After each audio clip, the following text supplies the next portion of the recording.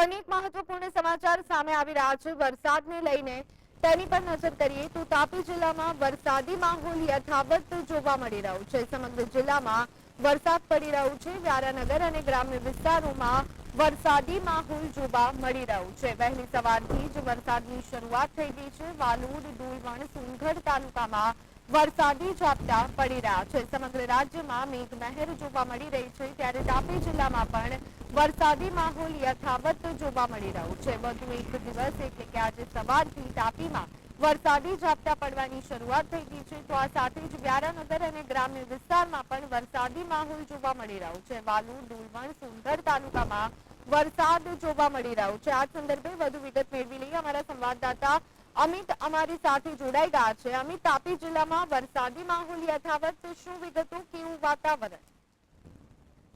સવારથી તાપી જિલ્લામાં વરસાદી માહોલ યથાવત છે। તાપી જિલ્લાના વ્યારા શહેર તેમજ ગ્રામીણ વિસ્તારમાં વરસાદ પડતાની સાથે ધરતીપુત્રોમાં ખૂટી જોવા મળી રહી છે, તો બીજી તરફ વ્યારા, વાલોડ, ડોલવણ, સોનગઢ સહિતના વિસ્તારોમાં વરસાદને લઈને જે આકાશી ખેતી કરતા ખેડૂતો ખુશ જોવા મળી રહ્યા છે, સાથે લોકોએ ગરમીમાંથી આંશિક રાહત અનુભવી છે।